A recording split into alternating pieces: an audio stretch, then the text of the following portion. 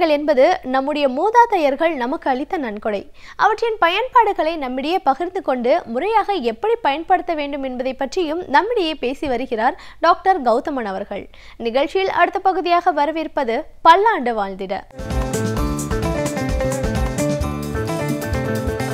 அன்பான கலைஞர் தொலைக்காட்சி நேயர்களுக்கு என்னுடைய நலமான காலை வணக்கங்கள். பொதுவாக உடலில் ஏற்படுகின்ற நிறைய பிரச்சனைகளை தவிர்ப்பதற்கு தான் நம்ம முன்னோர்கள் அந்த காலத்திலேயே பார்த்திங்கன்னா நிறைய வகையான மருந்துகளையே உணவாக பயன்படுத்தி வந்ததை பார்க்க முடிந்தது. மிளகு, ஜீரகம், அதே போல் வாசனை திரவியங்கள் நம்ம சொல்லக்கூடிய கிராம்பு, பட்டை, சோம்பு, இது எல்லாமே பார்த்திங்கன்னா நேரடியாகவோ அல்லது மறைமுகமாகவோ உணவில் இருக்கக்கூடிய சத்துக்கள் உடலில் நன்றாக சேருவதற்கும் அதே நேரத்தில் உடலில் ஏற்படக்கூடிய சில வகையான வியாதிகளை தவிர்ப்பதற்கும் உதவி செய்து வந்ததை பார்க்க முடிந்தது. அந்த வகையில் பார்த்திங்கன்னா இன்றைக்கு ஜாதிக்காய் அப்படின்னு சொல்லக்கூடிய அந்த வாசனை திரவியத்தை பற்றி தான் இன்றைக்கி பார்க்க போகிறோம். ஜாதிக்காய் நம்ம எல்லாருக்குமே தெரியும். பொதுவாக நம்ம ஊரில் எப்படி கொய்யா மரம் பார்க்குறோமோ அந்த மாதிரி கேரளாவில் பார்த்திங்கன்னா ரொம்ப காமனாக ஜாதிக்காய் மரங்கள் இருக்கிறத பார்க்க முடியும். மரத்திலிருந்து ரொம்ப அழகான ஒரு பழம் வரும். அந்த பழத்தை பிரித்து பார்த்தோன்னா உள்ள ஜாதி பத்திரியும் அதற்குள்ள கொட்டை போன்ற விதை இருக்கிறத பார்க்க முடியும். அந்த விதை தான் ஜாதிக்காயாக நம்ம பயன்படுத்துகிறோம். அந்த மேலே வரக்கூடிய பழத்தை நம்ம எடிபிளாக நம்ம சாப்பிடலாம். ஜாதி பத்திரியை பற்றி உங்களுக்கே தெரியும், வாசனைக்காக உபயோகப்படுத்துகிறோம். ஜாதிக்காய்ங்கிற உலர வைக்கப்பட்ட அந்த கொட்டையை தான் நம்ம மருந்துக்கு பயன்படுத்துகிறோம். ஜாதிக்காய் மரத்தை பொறுத்தவரையிலும் அதோட இலை, அதோட மரப்பட்டை, அதோட வேர்பட்டை, பழம், அதுக்கு மேலே இருக்கக்கூடிய பத்திரி, உள்ளே இருக்கக்கூடிய விதைன்னு சொல்லி எல்லாமே உணவுக்காகவோ மருந்துக்காகவோ பயன்படுத்தக்கூடிய ஒன்றுன்னு சொல்லலாம். ஏன் அதோட மொட்டு கூட நம்ம மருந்துக்கு பயன்படுத்துகிறோன்னா பார்த்துங்களேன், அந்த அளவுக்கு அந்த முழு தாவரமே நமக்கு அளிக்கக்கூடிய ஒன்றாக இருக்கிறத பார்க்குறோம். ஜாதிக்காயை பொறுத்தவரையிலும் பார்த்திங்கன்னா மலச்சிக்கலை நீக்குவதற்கான மிகச்சிறந்த மருந்துகளில் ஒன்றுன்னு சொல்லலாம். இன்றைக்கு பொதுவாகவே மலச்சிக்கல் ஏற்படும் போது 2 வகையான மருந்துகளை உபயோகப்படுத்துகிறோம். ஒன்று மலம் இலக்கின்னு சொல்லக்கூடிய ஸ்டூல் சாஃப்ட்னர், இன்னொன்று லாக்ஸேட்டிவ்னு சொல்லக்கூடிய நம்ம வயிற்றில் இருக்கக்கூடிய மொத்தத்தையும் கழுவி ஊற்றுகின்ற லேசான பேதியை உண்டாக்கக்கூடிய பொருள். இந்த லேசான பேதியை உண்டாக்கக்கூடிய பொருள் தான் இன்றைக்கு அன்ஃபார்ச்சுனேட்லி நிறைய பேர் நம்ம உபயோகப்படுத்துகிறோம். அதனால தான் பார்த்திங்கன்னா அதை நம்ம உபயோகப்படுத்தலைன்னா அடுத்த நாள் காலையில் மோஷனே போகாது. வயதானவர்கள் வேணால் அந்த மாதிரி உபயோகப்படுத்தலாமே தவிர இளம் வயதினர்கள் யாருமே பார்த்திங்கன்னா அந்த மாதிரி உபயோகப்படுத்தக்கூடாது. இளம் வயதினர் எல்லாமே மலமிளக்கின்னு சொல்லக்கூடிய ஸ்டூல் சாஃப்ட்னர் தான் உபயோகப்படுத்தணும். அந்த வகையில் பார்த்திங்கன்னா எந்த ஒரு ஹேபிச்சுவேஷன், இது இல்லைனா மோஷன் போகாது அப்படின்னு சொல்லக்கூடிய ஒரு பழக்கம் இல்லாமல் இயற்கையாக டெய்லி உபயோகப்படுத்தக்கூடிய ஒரு மூலிகைகளில் இந்த ஜாதிக்காயுடைய சூரணம் ஒன்று அப்படின்னு சொல்லலாம். காலையில் எழுந்துக்கிறோம், கொஞ்சம் தண்ணீர் குடிக்கிறோம், மோஷன் போகிறதுக்கான சென்சேஷனே இல்லை அப்படின்னா உடனே வந்து கொஞ்சம் ஜாதிக்காயை எடுங்க, பவுட்ரு பண்ணுங்கள், 1 ஸ்பூன் 1/2 கிளாஸ் தண்ணீரில் கலந்து குடிங்க. அடுத்த 15 நிமிடத்தில் பாருங்கள், எந்த சிரமமும் இல்லாமல் ரொம்ப அழகாக மோஷன் வெளியில் போகிறத பார்க்க முடியும். ஆனால் பேதி எதுவுமே ஆகாது, ரொம்ப சுலபமாக மோஷன் மட்டும் வெளியில் போகிறத பார்க்க முடியும். அந்த அளவுக்கு ஒரு மிகச்சிறந்த மலமிளக்கி எது அப்படின்னு கேட்டிங்கன்னா ஜாதிக்காய் தான். இரண்டாவது, இந்த வெட்டை நோய் அப்படிங்கிற ஒரு பிரச்சனை. ஆண்களுக்கு பார்த்திங்கன்னா இரவு நேரத்தில் தானாகவே விந்துக்கள் வெளிவந்து விடும். சில நேரங்களில் சிறுநீர் கழிக்கும்போது கூட அது கூட வெண்மை நிறமான திரவம் வெளியில் போகிறத பார்க்க முடியும். வெட்டை முற்றினால் கட்டை அப்படின்னு சொல்லக்கூடிய அளவுக்கு மிகப்பெரிய அளவில் உடலில் பலவீனத்தை ஏற்படுத்தக்கூடிய ஒரு பிரச்சனைகளில் இந்த வெட்டை நோய் இருக்கிறத பார்க்க முடியும். அதே போல் பெண்களுக்கு பார்த்திங்கன்னா வெள்ளைப்படுதல் சம்பந்தப்பட்ட கோளாறுகள், மாதவிலக்குக்கு முன்போ பின்போ மாதவிலக்கு நேரங்களில் கூட மிக கடுமையான அளவில் வெள்ளைப்படுதல் ஏற்படுவதை பார்க்க முடியும். அந்த வெள்ளைப்படுதல் சம்பந்தப்பட்ட பிரச்சனை மிகப்பெரிய அளவில் பெண்களுடைய ஆரோக்கியத்தை குறைக்கக்கூடிய பிரச்சனைன்னு சொல்லலாம். இந்த 2 வகையில் இருக்கக்கூடிய பிரச்சனைகளை குறைத்து குணமாக்கக்கூடிய மிகச்சிறந்த மருந்துகள் எது அப்படின்னு பார்க்கும்போது அதற்கு இந்த ஜாதிக்காய் ஒரு மிகச்சிறந்த மருந்தாக இருக்கிறத பார்க்குறோம். ஒரு 50 மில்லி அளவுக்கு பால் எடுத்து 100 மில்லி அளவுக்கு தண்ணீர் அதில் நன்றாக கலந்து அதில் ஒரு 1/2 தேக்கரண்டி அளவுக்கு ஜாதிக்காயை அரைத்து சலித்து எடுக்கக்கூடிய அந்த சூரணத்தை கலந்து கொதிக்க வைத்து பால் அளவுக்கு நம்ம சுண்ட வைக்கணும். சுண்ட வைத்து எடுக்கக்கூடிய அந்த ஒரு பாலை காலை ஒரு வேளை உணவுக்கு முன்பு இரவு ஒரு வேளை உணவுக்கு முன்பு அப்படின்னு நம்ம எடுத்துக்கொள்ளும்போது மிகப்பெரிய அளவில் உடலில் நல்ல மாற்றம் ஏற்பட்டு இந்த அடிக்கடி இரவு நேரங்களில் விந்து வெளிவரக்கூடிய ஒரு பிரச்சனையும், அதே போல் பெண்களுக்கு ஏற்படுகின்ற வெள்ளைப்படுதல் சம்பந்தப்பட்ட பிரச்சனையும் குறைந்ததை நம்ம பார்க்க முடியும். ஏன்னா அந்த நிறைய ஆண்களுக்கு பார்த்திங்கன்னா இந்த மாதிரி ஏற்படுகின்ற விந்து முந்துதல் சம்பந்தப்பட்ட அல்லது இரவு தூக்கத்திலேயே ஸ்வப்னஸ்கலிதம்னு சொல்லக்கூடிய பிரச்சனை உடலை, மனதை, நரம்புகளை மிக அதிகமாக பாதிக்கக்கூடிய ஒரு விஷயமாக இருக்கிறத நம்ம பார்க்கிறோம். இன்றைக்கு நிறைய ஆண்களுக்கு பார்த்திங்கன்னா விந்து முந்துதல்னு சொல்லக்கூடிய பிரச்சனை, அதாவது கணவன் மனைவி இணையறதற்கு முன்பே விந்து வெளியில் வந்துடும். அதன் பிறகு பார்த்திங்கன்னா அவர்களால் திருப்தியான அளவு தாம்பத்தியம் கொள்ளவே முடியாது. 100ல் கிட்டத்தட்ட 70 ஆண்களுக்கு இருக்கக்கூடிய பிரச்சனை. இதனாலேயே உளவியல் ரீதியாகவும் மனவியல் ரீதியாகவும் நிறைய குடும்பங்களில் பிரச்சனை ஏற்படுறதை பார்க்குறோம். இந்த மாதிரி ஏற்படக்கூடிய பிரச்சனையை குறைத்து குணமாக்கக்கூடிய மிகச்சிறந்த மருந்துகளில் ஒன்று எதுன்னு கேட்டிங்கன்னா ஜாதிக்காய் தான். ஜாதிக்காயிலிருந்து எடுக்கக்கூடிய அந்த ஒரு சூரணத்தை நன்றாக அரைக்கணும். வீட்டிலேயே மிக்சரில் நல்லா அரைச்சிக்கலாம். அப்புறம் ஒரு நல்ல வெண்மையான துணி ஒன்று எடுத்து அந்த துணியில் போட்டு அதை நல்லா சலிக்கணும். சலித்துட்டு பார்த்திங்கன்னா உங்களுக்கு ரொம்ப சாஃப்டான ஒரு சூரணம் கிடைக்கிறத பார்க்கலாம். அந்த சூரணத்தை ஒரு அரை தேக்கரண்டி அளவு எடுத்து சிறிதளவு பாலில் கலந்து காலை ஒரு வேளை உணவுக்கு முன்பு, இரவு ஒரு வேளை உணவுக்கு முன்பு அப்படின்னு நம்ம எடுத்துக்கொள்ள ஆரம்பிக்கும்போது உடலில் மிகப்பெரிய அளவில் நல்ல முன்னேற்றங்கள் ஏற்படுவதை பார்க்க முடியும். நல்ல முன்னேற்றங்கள் அப்படின்னு சொல்லும்போது உடலுடைய ஆரோக்கியம், மனதுடைய ஆரோக்கியம், அதே நேரத்தில் விந்து முந்துதல் சம்பந்தப்பட்ட பிரச்சனைகள் குறைதல், நீர்த்து போயிருக்கக்கூடிய விந்து அப்படின்னு சொல்லுவோம். ஒரு 40 வயது 42 வயது ஆகும்போது, அதே போல் சர்க்கரை நோயால் ஆண்கள் பாதிக்கப்பட்டு இருக்கும்போது, அதிக உடல் அலைச்சல் அல்லது மது அருந்தக்கூடிய பழக்கத்தால் உடல் பாதிக்கப்படும் போது பார்த்திங்கன்னா விந்து வெளிவரும்போது வெறும் நீராக வெளிவருவதை பார்க்க முடியும். அந்த இடத்துல வெண்மையான திரவமே இல்லாமல் நீர்த்து போயிருக்கும். அந்த மாதிரி இருக்கும்போது உடலுறவு கொள்வதே மிக கடினமாக இருக்கிறதோடு மட்டுமல்லாமல் ஒரு முறை உடலுறவு கொண்ட பிறகு அடுத்த ஒரு வாரத்திற்கு உடலில் மிகப்பெரிய அளவு வலிகளும் வேதனைகளும் இருக்கிறத பார்க்க முடியும்.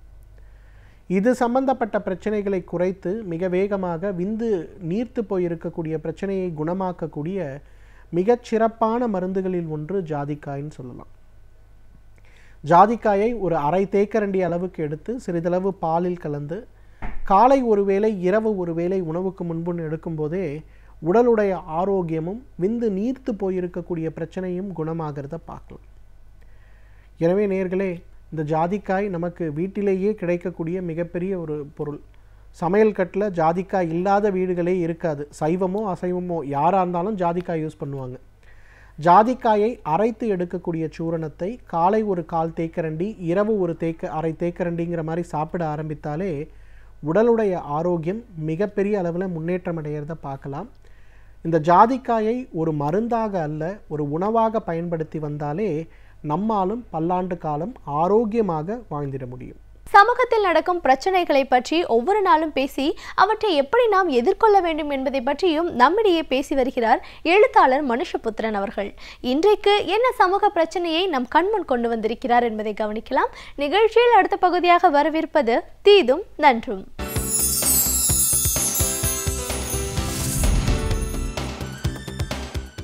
வணக்கம் நண்பர்களே, இன்னும் ஒரு இனிய காலை பொழுதில் தீதும் நன்றும் நிகழ்ச்சியில் உங்களை சந்திப்பதில் மிக்க மகிழ்ச்சி அடைகிறேன். இன்று பிப்ரவரி 14 காதலர் தினம்.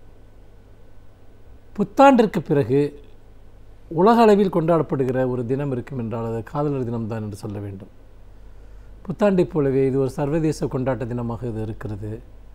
காதலினுடைய மேன்மையை, காதலினுடைய தியாகத்தை, காதலினுடைய கண்ணியத்தை, காதலினுடைய வசீகரத்தை, காதலினுடைய அழகை இன்றைக்கு எல்லோரும் சிந்திப்பதற்கான ஒரு தினம்தான் இந்த காதலர் தினம்.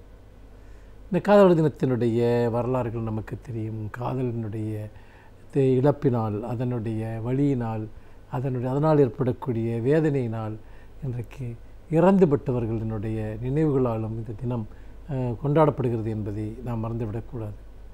வாலண்டைன் என்ற அந்த பாதிரியாரினுடைய நினைவாக இன்றைக்கு இந்த தினம் வாலண்டைன் டே என்று கொண்டாடப்படுகிறது என்பதை நீங்கள் அனைவரும் அறிவீர்கள். அப்படிப்பட்ட ஒரு நிலையில் இன்றைக்கு இந்த காதலர் தினத்தை ஒட்டி பல்வேறு விதமான சர்ச்சைகள் உருவாக்கப்படுகின்றன. அதை பற்றி நாம் கவலைப்பட வேண்டிய அவசியமில்லை. சில அமைப்புகள் காதலர் தினத்தன்று ஜோடியாக இருப்பவர்களுக்கு திருமணம் செய்து வைப்போம் என்றெல்லாம் மிரட்டுகிறார்கள். உண்மையிலேயே இவர்கள் சொல்வது அபத்தமாக இருக்கிறது. காதலர் தினத்தில் மட்டுமா ஆண்களும் பெண்களும் ஜோடியாக இருக்கிறார்கள்? வருடத்தில் 365 நாட்களும் தானே தங்களுக்கு நெருக்கமானவர்களுடன் அவர்கள் ஜோடியாக இருக்கிறார்கள். அப்படி இருக்கிற போது இந்த காதலர் தினத்தில் மட்டும் அவர்களுக்கு திருமணம் செய்து வைத்தேன் என்று சொல்வது அபத்தத்திலும் அபத்தம். அது மட்டுமல்ல, இதை அவர்கள் ஒரு சர்ச்சையாக மாற்றுவதனுடைய நோக்கம் ஊடக கவனம் பெறுவது என்பதை தவிர வேறு எதுவுமே இல்லை. அது ஒவ்வொரு ஆண்டும் இந்த வேடிக்கை நடக்கிறது. ஏதோ காதலர் தினம் கொண்டாடுவதால் தான் இந்த நாட்டில் காதல் பெருகுவது போன்று இவர்கள் நம்ப விரும்புகிறார்கள். மாறாக காதலர்கள் அதற்கான ஒரு தினத்தை கொண்டாடுகிறார்கள். அன்பை பரிமாறிக்கொள்வதற்கான ஒரு விசேஷ தினத்தை அவர்கள் தேர்ந்தெடுக்கிறார்கள். அதுதான் இந்த காதலர் தினம். காதலுக்கு மட்டுமல்ல, அன்பிற்கு, பாசத்திற்கு, எல்லாவற்றிற்குமே, நட்புக்கு, எல்லாவற்றிற்குமே தினங்கள் இருக்கின்றன. தந்தையர் தினம் இருக்கிறது, அன்னையர் தினம் இருக்கிறது, நண்பர்களுக்கான தினம் இருக்கிறது, ஏன் முத்தத்திற்கான தினம் கூட இருக்கிறது. எல்லாவற்றிற்குமே ஏதாவது ஒரு கொண்டாட்டங்கள் இன்றைக்கு உலகம் முழுக்க கொண்டாடப்படுவது வழக்கமாகிவிட்டது. அப்படிப்பட்ட ஒரு சூழ்நிலையில் இந்த காதலர் தினத்திற்கு இவ்வளவு கடுமையான எதிர்ப்புகளை காட்டுகிறவர்கள் ஒரு விதத்தில் அவர்கள் அறியாமையில் உழல்பவர்கள் அல்லது இந்த சமூகத்தில் ஆண் பெண் சுதந்திரத்தை மறுக்கக்கூடியவர்கள் என்பதில் மாற்றுக்கருத்து இருக்க முடியாது. ஏனென்றால் இன்றைக்கு ஆண்களும் பெண்களும் சுதந்திரமான வெளிகளில் சந்தித்து கொள்ளக்கூடிய, தங்களுடைய வாழ்க்கை துணை நலத்தை தாங்களே தேர்ந்தெடுத்து கொள்ளக்கூடிய ஒரு சூழல் இன்றைக்கு உருவாகி இருக்கிறது. இந்த சூழல் பழமைவாதிகளை அச்சுறுத்துகிறது.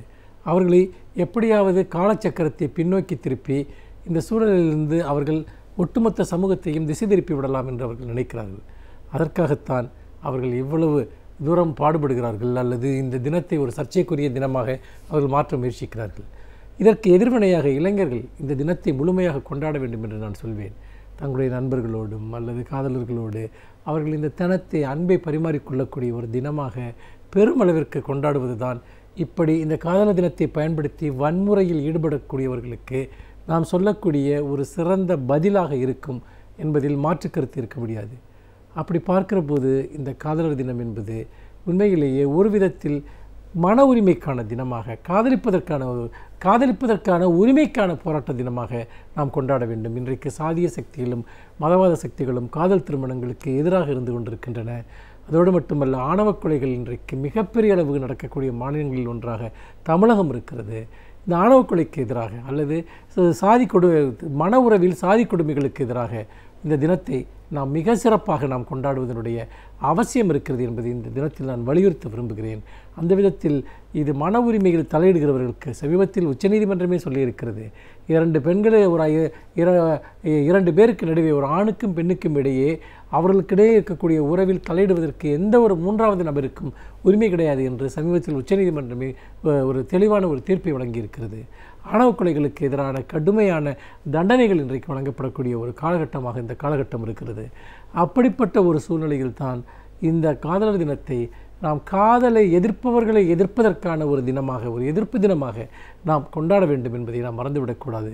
இன்னொன்று, இந்த காதலர் தினத்தில் காதல் என்பதை வெறுமனே அது ஒருவரை ஒருவர் உடைமை கொண்டாடுவதாக அல்லது ஒருவர் மீது ஒருவர் செலுத்தக்கூடிய வன்முறையாக இல்லாமல் புரிந்துணர்வு, நட்பு அல்லது ஒரு ஆழமான ஒருவருக்கொருவர் ஆறுதலாக இருப்பது, அரவணைப்பாக இருப்பது, ஒருவருடைய கண்ணியத்தை இன்னொருவர் மதிப்பது, ஒருவருடைய சுதந்திரத்தை இன்னொருவர் மதிப்பது என்கிற அளவில் ஆண்களுக்கும் பெண்களுக்கும் இடையே இந்த உறவுகள் அமைய வேண்டும். அந்த வகையில் ஜனநாயக வழிபட்ட ஒரு காதல் என்பதை இந்த காதலர் தினத்தில் நான் வலியுறுத்த விரும்புகிறேன். அது என்ன ஜனநாயக வழிபட்ட காதல் என்று நீங்கள் கேட்கலாம். ஒருவருடைய உரிமைகளை மதிப்பது, ஒருவருடைய தனித்துவத்தை மதிப்பது அல்லது ஒருவருடைய அடையாளத்தை மதிப்பது. அப்படி ஒருவரை ஒருவர் அவர்களுடைய சுயமான அடையாளங்களை மதிக்கிற போதுதான் அங்கு உண்மையான காதல் என்பது உருவாகும். மாறாக ஒரு பெண் தன்னை போல ஒரு ஆணை மாற்ற முயற்சிப்பதோ, ஒரு ஆண் தன்னை போல ஒரு பெண்ணை மாற்ற முயற்சிப்பதோ அது காதல் ஆகாது. அது ஒரு கலாச்சார வன்முறை, அது ஒரு பண்பாட்டு வன்முறை, அது ஒரு சமூக அநீதி, ஒரு தனிமனிதருக்கு எதிரான குற்றச்செயல். அது அந்த வகையில் அவரவராக இருந்து கொண்டு யாரும் யாருக்காகவும் எதையும் விட்டு கொடுக்காத நிலையில் ஒரு இணக்கமான, ஒரு நல்லிணக்கமிக்க உறவுகள் வளர்வதற்கு இந்த காதலர் தினத்தில் நாம் சங்கல்பம் மேற்கொள்ள வேண்டும் என்று கேட்டுக்கொள்கிறேன். மீண்டும் இன்னும் ஒரு புதிய சிந்தனையோடு உங்களை சந்திக்கிறேன். நன்றி, வணக்கம்.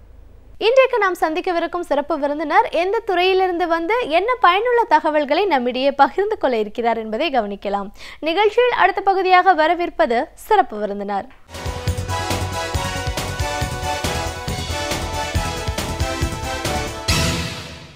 வணக்கம் நேயர்களே, விடியலே வா நிகழ்ச்சியின் சிறப்பு விருந்தினருக்கான நேரம் இது. இன்றைய சிறப்பு விருந்தினர் தமிழ்நாடு கூட்டுறவு ஊழியர் சமையல் நலத்தின் மாநில பொதுச் செயலாளர் திரு ஏ கிருஷ்ணமூர்த்தி. 2018-19 நிதியாண்டிற்கான நிதிநிலை அறிக்கை வெளிவந்திருக்கிற இந்த ஒரு சூழலில் வேளாண்மை, விவசாயம், மருத்துவம், பெண்கள் இப்படி பல துறைகளில் ஒரு மேன்மையான ஒரு வளர்ச்சிக்கான பட்ஜெட்டுன்னு சொல்கிறாங்க. பட் இந்த துறை சார்ந்த அமைப்பில் ஒரு பொறுப்பில் இருக்கிறவர் அப்படிங்கிற முறையில் உண்மையிலேயே இந்த பட்ஜெட்டை எப்படி பார்க்குறாங்க இப்படின்னு பல விஷயங்களை நாம் அவர்கிட்ட கேட்டு தெரிஞ்சுக்கலாம். வணக்கம் சார். வணக்கம். தமிழ்நாடு கூட்டுறவு ஊழியர் சமையல் நிலையத்தின் மாநில பொதுச் செயலாளராக முதல்ல எங்கள் நிகழ்ச்சிக்கு உங்களை நாங்கள் வரவேற்கிறோம் சார். நன்றி. இப்போ ஒரு அமைப்போட மாநில பொதுச் செயலாளர் அப்படிங்கிற முறையில் இப்போது பட்ஜெட் வெளிவந்திருக்கு.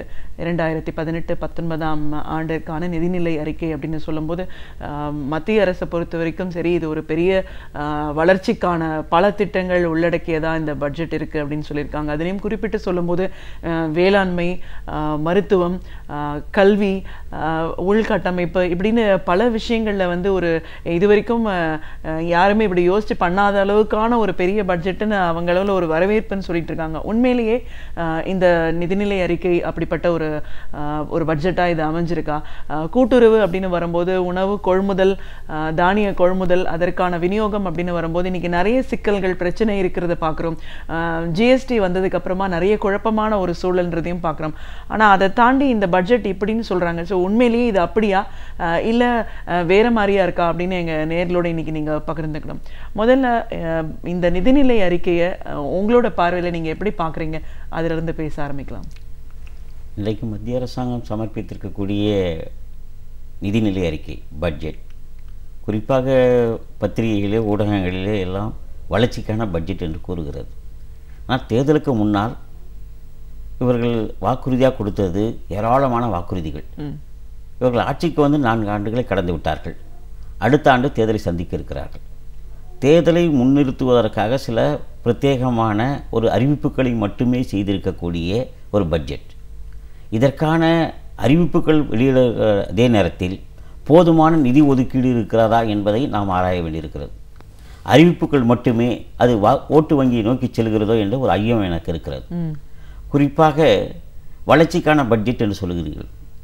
இப்போது நிதிநிலை அறிக்கையில் 7.57 என்கிற அளவில் தான் இருக்கிறது. அடுத்த ஆண்டுக்கு 8% நோக்கி செல்லும் என்று அதற்கான அடிக்கல் என்று சொல்லுகிறார்கள். உண்மையிலேயே வளர்ச்சிக்கான பட்ஜெட்டா என்று சொன்னால் நிச்சயமாக இல்லை, வீக்கமான பட்ஜெட். கிராமத்தில் என்ன சொல்லுவாங்கன்னா, நெருப்புனா வாய் சுட்டுடுமா அப்படி சொல்லுவாங்க. ஆனால் மோடி அரசாங்கம் சர்க்கரை என்றால் வாய் இனிக்கும் என்று சொல்லுகிறார்கள். சர்க்கரைன்னா வாய் இணைச்சிடுமா? சர்க்கரை சாப்பிட்டா தான் வாய் இனிக்கும். ஆனால் சர்க்கரை என்று சொன்னால் வாய் இனிக்கும் என்கிற அளவுக்கு இவர்கள் வார்த்தை ஜாலங்களால் இந்த பட்ஜெட்டை நிறைவேற்றுவதற்கான ஒரு முயற்சி எடுத்துக்கொண்டிருக்கிறார்கள். அதற்கான முன்மொழிவு தான் நாடாளுமன்றத்தில் செய்யப்பட்டிருக்கிறது. குறிப்பாக விவசாயத்துக்காக மிகப்பெரிய அளவு நாங்கள் சாதனையாக இதை ஒதுக்கீடு செய்திருக்கிறோம் என்றெல்லாம் சொல்லுகிற இந்த அரசாங்கம் ஒட்டுமொத்தமாக இன்றைக்கு விவசாயத்தில் ஏற்கனவே தேர்தல் வாக்குறுதியில் கொடுத்த 1.5 மடங்கு விளைபொருட்களுக்கான ஆதார விலை கொடுப்போம் என்று சொன்னவர்கள் கடந்த 4 ஆண்டு காலமாக நிறைவேற்றவில்லை. இப்போது இந்த ரூபி பருவத்திற்கு மட்டும் என்று சொல்லுகிறார்கள். அடுத்து இதை நாங்கள் எக்ஸ்டென்ஷன் பண்ணுவோம், நீட்டிப்பு செய்வோம் என்று சொல்லுகிறார்கள். ரூபி பருவத்திற்கு மட்டும் என்று சொன்னால் 1.5 மடங்கு விவசாய விளைபொருட்களுக்கு, குறிப்பாக விவசாய விளைபொருட்களுக்கு 1.5 மடங்கு கொடுப்பது என்பது ஏறக்குறைய அவர்கள் சொல்லுகிற கணக்கில் சிறு குறு விவசாயிகள், ஒட்டுமொத்தமான விவசாயிகள் ஈடுபட்டிருக்கக்கூடியவர்கள் சிறு குறு விவசாயிகளுடைய எண்ணிக்கை வெறும் 41% 48% வரை தான் வரும். ஆனால் இவருக்கு கிடைக்கக்கூடிய கடன் வசதிகள் என்பதெல்லாம் 1 லட்சம் ரூபாய்க்குள்ளதான். ஆனால் இதே நேரத்தில் கார்ப்பரேட் நிறுவனங்கள் ஏறக்குறைய விவசாயத்தில் இன்றைக்கு இந்தியா முழுவதும் 14% மேற்பட்ட கார்ப்பரேட் நிறுவனங்கள் இந்த விவசாயத்தில் ஈடுபட்டிருக்கிறன. இந்த விவசாயிகளுக்கு கார்ப்பரேட் நிறுவனங்களுக்கு அள்ளி கொடுப்பதற்கான ஒரு ஏற்பாடாகத்தான் இந்த பட்ஜெட் அமைந்திருக்கிறது என்று ஐயம் எனக்கு இருக்கிறது. குறிப்பாக இன்றைக்கு விளைபொருளை கொள்முதல் செய்வதற்கான ஏற்பாடு இந்தியா முழுதும் இல்லை. ஏற்கனவே உணவு பாதுகாப்பு சட்டம் அமல்படுத்துகிற போதே அவர்கள் உணவு தானிய கொள்முதலை கைவிடுவது என்று அவர்கள் முடிவெடுத்து விட்டார்கள். இப்போது இந்த நிதிநிலை அறிக்கையிலே வேளாண் சந்தையை உருவாக்குவோம், வேளாண் கடனை 11 லட்சம் கோடிக்கு உயர்த்திருக்கிறோம் என்று சொல்கிறார்கள். 11 லட்சம் கோடியை யாருக்கெல்லாம் வழங்கப் போகிறார் என்ற விவரங்கள் அதில் முழுமையாக இல்லை. குறிப்பாக இந்த அரசாங்கம் கார்ப்பரேட் நிறுவனங்களுக்கு மட்டும்தான் அளிக்கும் என்று சொன்னால், கடந்த காலத்திலே அது வணிக வங்கிகளாக இருக்கட்டும் அல்லது கூட்டுறவு வங்கிகளாக இருக்கட்டும், எல்லா வங்கிகளிலும் கொடுக்கப்பட்ட விவசாய கடன்களை தள்ளுபடி செய்ய வேண்டும் என்று விவசாயிகள் டெல்லி வரை சென்று போராட்டம் நடத்திவிட்டார்கள். ஆனால் கடன் தள்ளுபடி சம்பந்தமாக இதுவரைக்கும் அருண்ஜேட்லியோ மோடியோ வாய் திறக்கவில்லை. ஆக கடன் தள்ளுபடி முற்றிலுமாக நிராகரிக்கப்பட்ட விஷயத்தில் மாநில அரசு தான் இதற்கு மாநில அரசு தான் இதை சரி செய்து கொள்ள வேண்டும் என்று மத்திய அரசு கைவிரித்து விட்டது. ஆனால் இந்த 11 லட்சம் கோடி ரூபாய் யாருக்கெல்லாம் வழங்கப் போகிற என்ற விவரங்கள் முதலில் வெளியிட வேண்டும். அதுக்கடுத்து வேளாண் சந்தையை மேம்பாட்டிற்காக 2000 கோடி ரூபாய் என்று சொல்கிறார்கள். வேளாண் சந்தையை என்று சொல்லுகிற போது இன்றைக்கு தமிழகத்தை பொறுத்தவரை டெல்டா மாவட்டங்களில் தஞ்சை, திருவாரூர், நாகை போன்ற மாவட்டங்களிலே நெல் கொள்முதல் நிலையங்களை கூடுதலாக திறப்பதற்கோ விவசாயிகளுடைய நெல் உற்பத்தியை கொள்முதல் செய்வதற்கோ ஏற்பாடு இருக்கிறதா என்று சொன்னால் முழுமையாக இல்லை. அதே போன்று சேலம், ஆத்தூர், திருச்செங்கோடு போன்ற ஈரோடு போன்ற மாவட்டங்களில் பருத்தி தெருக்களில் அடுக்கி வைக்கப்பட்டிருக்கிறது. பருத்தியை கொள்முதலுக்கு அரசு தயாராகவில்லை. ஆக ஒட்டுமொத்தமாக சந்தையை நாங்கள் விரிவுபடுத்துவோம், மேம்படுத்துவோம் என்று சொல்வது உண்மையில் போலியான ஒரு உருவத்தை கொடுப்பதற்கான ஒரு ஏற்பாடாகத்தான் இருக்கிறதே ஒழிய உண்மையிலே விவசாயிகளுக்கு இது ஏற்ற பட்ஜெட் அல்ல. இது சர்க்கரை என்று நீங்கள் நாக்கில் எழுதி பேப்பரில் எழுதி நாக்கில் நிற்குவதற்கு சமம் என்பதுதான் என்னுடைய கருத்து. என்று சொன்னால் இவர்கள் போதுமான நிதி ஒதுக்கீடு இல்லாமல் விவசாயிகளுக்கு நாங்கள் அள்ளி கொடுத்து விடுகிறோம் என்று சொல்வது, அவருடைய விளைபொருளுக்கு உரிய விலை கொடுப்பது என்பது 4 ஆண்டு காலம் மறுக்கப்பட்ட சூழ்நிலையில் இப்போது ஏன் வழங்கப்படவில்லை என்பது, இப்போது நாங்கள் இந்த பருவத்துக்கு கொடுப்போம் பிறகு நீட்டிப்போம் என்று சொல்வது என்பது ஏமாற்று வேலை. ஆக இது வளர்ச்சிக்கான பட்ஜெட் அல்ல, வீக்கத்துக்கான பட்ஜெட். கண்டிப்பாக. ஸோ இப்போ பல விஷயங்களை வந்து தேர்தல் வாக்குறுதியை அளிச்சுட்டு அதை 4 ஆண்டுகளை கடந்து நிறைவு செய்யக்கூடிய இந்த காலகட்டத்தில் கூட அதை சரியாக பண்ணலை அப்படின்னும் போது இனிமேல் சொல்கிற வாக்குறுதியில் நம்ம அதை எடுத்துக்க வேண்டிய ஒரு மனநிலைக்கு நம்மளால் போக முடியல. இன்னும் இந்த பட்ஜெட்டில் குறிப்பிட்டு சொன்ன பல விஷயங்கள் இன்றைக்கி அவங்க ஒரு ரோல் மாடலாக சொல்லக்கூடிய அதெல்லாம் நம்ம திமுக ஆட்சி காலத்திலே நீங்கள் இந்த உழவர் சந்தை அப்படின்ற ஒரு விஷயம்லாம் நம்ம முன்னாடியே கொண்டு வந்துட்டோம். உணவு மருத்துவ காப்பீடுன்னு சொல்கிற விஷயங்கள்லாம் முதல்ல இங்கே அறிவிக்கப்பட்டதே வந்து தமிழகத்தில் தான் நம்ம பார்க்கணும். இதற்கு முன்னோடியாக பல விஷயங்கள் தமிழ்நாட்டில் நடந்திருக்கு அப்படின்னும் போது இது நம்மளை பொறுத்த வரைக்கும் ஒரு புதிய விஷயமா நம்மளோட பார்வையில் வராது.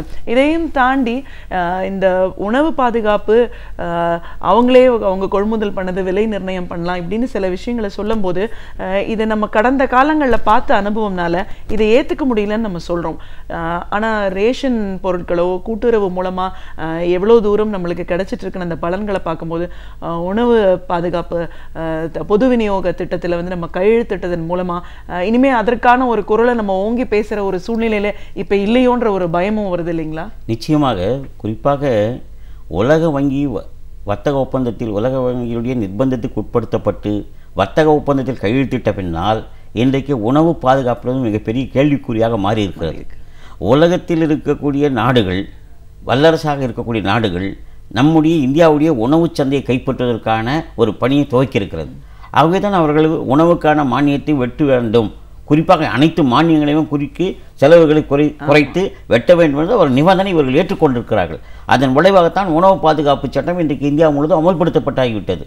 அதே நேரத்தில் இன்றைக்கு விவசாயிகளுடைய விளைபொருட்களை வாங்கி சேமித்து கிடங்களிலே அதை சீரமைத்து வைத்து அதை விநியோகம் செய்வதற்கான ஒரு ஏற்பாடு என்பது இந்திய உணவுக் கழகம், ஃபுட் கார்ப்பரேஷன் ஆஃப் இந்தியா என்ற நிறுவனம், மிகப்பெரிய நிறுவனம், பொதுத்துறை நிறுவனமாக இந்தியா முழுவதும் அந்த உணவு தானியங்களை கொள்முதல் செய்து சேமித்து வைக்கிறது.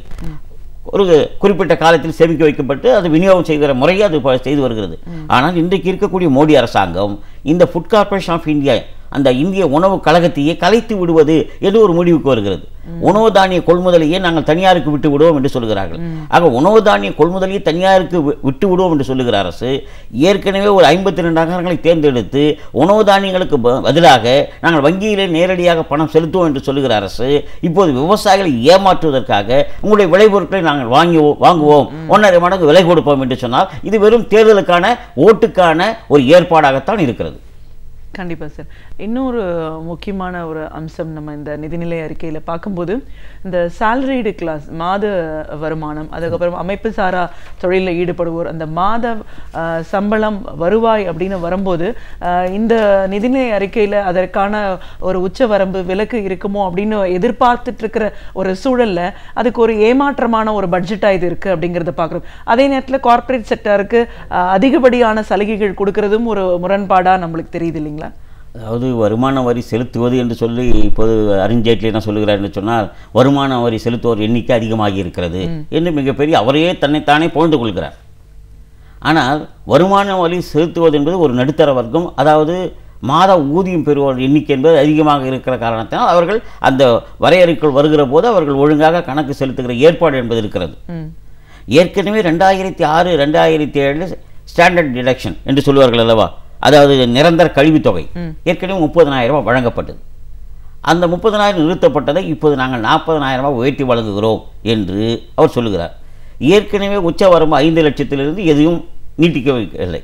ஆக மிகப்பெரிய ஏமாற்றம் என்பது இந்த மாத ஊதியம் அங்கே பெறக்கூடிய நடுத்தர வர்க்கம் எதிர்பார்த்த அந்த வருமான வரி உச்சவரம்பு அதிகப்படுத்துவது என்பது மறுக்கப்பட்டிருக்கிறது. அது மிகப்பெரிய ஏமாற்றத்தை அவர்களுக்கு அளித்திருக்கிறது. இன்னொன்று அவர் சொல்லுகிற போது சொல்லுகிறார், குறிப்பாக நாங்கள் ஸ்டாண்டர்ட் டிடக்ஷனில் 30,000 40,000 உயர்த்தி விட்டோம். ஆனால் ஏற்கனவே போக்குவரத்து செலவுக்காக கொடுக்கப்பட்ட 19,200 ரூபாய், மருத்துவ செலவுக்காக வழங்கப்பட்ட ஒரு 15,000 ரூபாய், ஆக இரண்டும் தொகையும் சேர்ந்தால் 34,200 ரூபாய். அப்படின்னா 34,200 ரூபாய் வெட்டி எடுத்து விட்டார்கள். அப்போது கொடுப்பது 40,000 ரூபாய், எடுத்தது 34,200 ரூபாய், ஒட்டுமொத்தமாக ஒரு 5,800 ரூபாய் மட்டும்தான் பெனிஃபிட். அப்படி 5,800 பெனிஃபிட் என்று சொல்லுகிற போது கூட, அது பயன் என்று சொல்லுகிற போது கூட அவர்கள் செஸ் வரியை சதவீதம் உயர்த்தி இருக்கிறார்கள். வருமான வரி செலுத்துவோருக்கான செஸ்ஸை 1% உயர்த்திருக்கிறார்கள். அந்த 1% இந்த வருமான வரிக்கு கணக்கிடுகிற போது குறைந்தபட்சம் ஒரு 100 ரூபாய் 150 ரூபாய் 200 ரூபாய்க்குள்ள தான் அந்த பெனிஃபிட் என்பது பயனாளிகள் கிடைக்குமா ஒழிய ஒட்டுமொத்தமாக ஏமாற்று வேலை. அதாவது நாங்கள் இருந்தால் சேலரி பர்சன், அதாவது நிரந்தரமாக சம்பளம் வாங்கக்கூடிய நிரந்தர கழிவை நாங்கள் உயர்த்திருக்கிறோம் 40,000 ரூபாயை.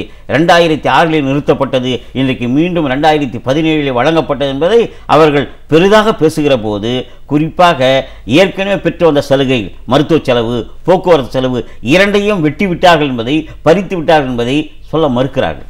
இதுதான் உண்மையில் நடந்தது. இந்த ஏற்கனவே 40,000 இருந்த டிடக்ஷனை போக்குவரத்து செலவையும் மருத்துவ செலவையும் குறைச்சிட்டிங்கல்ல, அதை வெளி சொல்லணும் இல்லையா? அதற்கான ஒட்டுமொத்தமான இப்போ பயனாளிகள் என்பது அந்த நிரந்தர கழிவு ப்ளஸ் இன்கம் டேக்ஸ் வருமான வரி செலுத்துவோருக்கு ஒரு 100 ரூபாய் 200 ரூபாய் பெனிஃபிட் கிடைக்குமா ஒழிய கூடுதலாக எதுவும் கிடைப்பதற்கான வாய்ப்பில்லை. ஆக இன்றைக்கு நடுத்தர வர்க்கம், அதாவது மாதாந்திர ஊதியம் பெறுவோர் மிகப்பெரிய ஏமாற்றத்துக்கு உள்ளாக்கப்பட்டிருக்கிறார்கள். அவருடைய எதிர்பார்ப்பு ஒன்றும் தகர்க்கப்பட்டு விட்டது என்பதால் என்னுடைய கருத்து.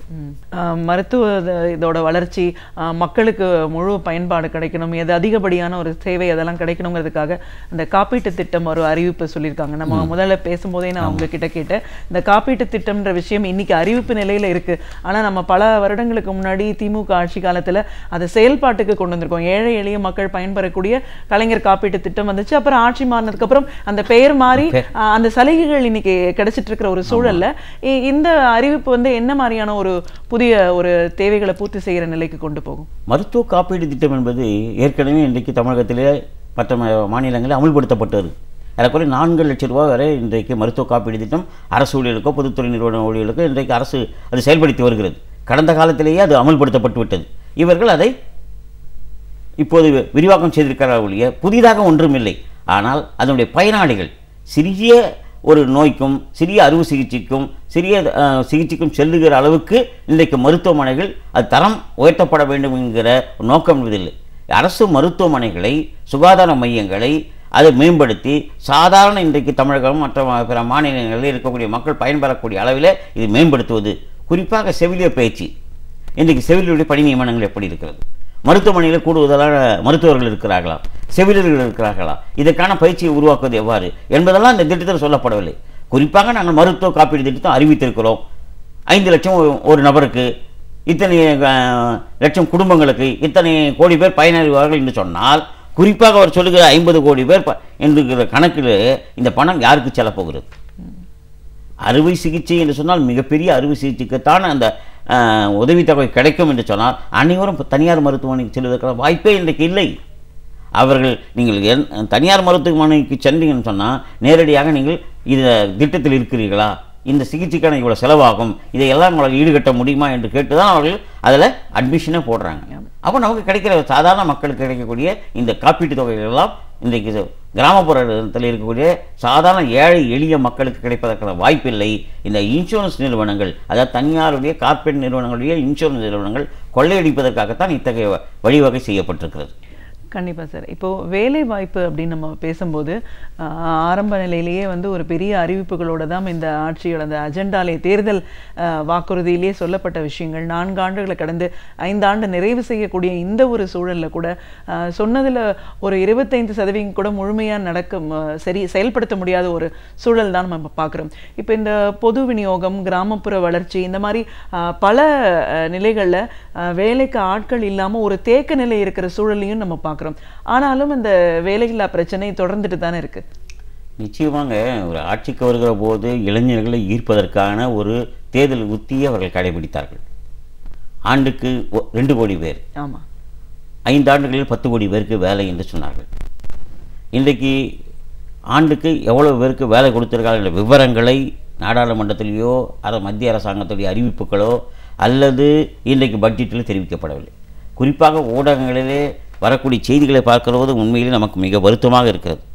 ஒட்டுமொத்தமாக இன்றைக்கு ILO சொல்லக்கூடிய அளவிற்கு ஏறக்குறைய ஒரு 8,23,000 பணியிடங்கள் தான் நிரப்பப்பட்டிருக்கிறது என்று ILO சொல்லுகிறது. ஒரு 8,23,000 என்று சொன்னால் அது எப்படிப்பட்ட வேலை? நிரந்தர வேலை அல்ல.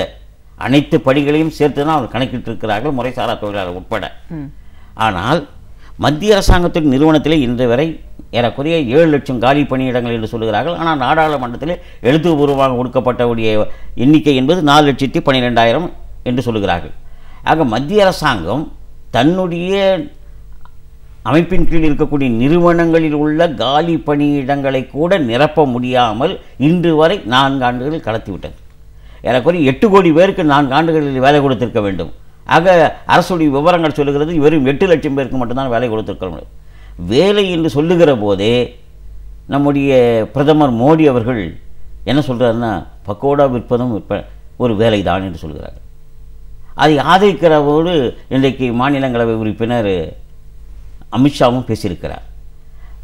இவர்கள் சொல்லுவது என்பது, நான் BE படித்தவர்கள், பொறியியல் படித்தவர்கள், மேற்படிப்பு படித்தவர்கள், பட்டப்படிப்பு படித்தவர்கள் பகோடா விற்பது என்பது கேவலம் அல்ல, ஒரு சுய தொழில். ஆனால் நான் அந்த கல்வித் தகுதிக்கு ஏற்ப நான் வேலை வாய்ப்பு உருவாக்கவில்லை என்கிற ஒரு வெட்கமின்றி பகோடா விற்பது கூட ஒரு வேலைதான் என்று சொல்லுகிற அளவுக்கு இன்றைக்கு அரசாங்கம் இருக்கிறதுன்னு சொன்னால் இன்றைக்கு வேலை இன்மை என்பது பெருகி வருகிறது.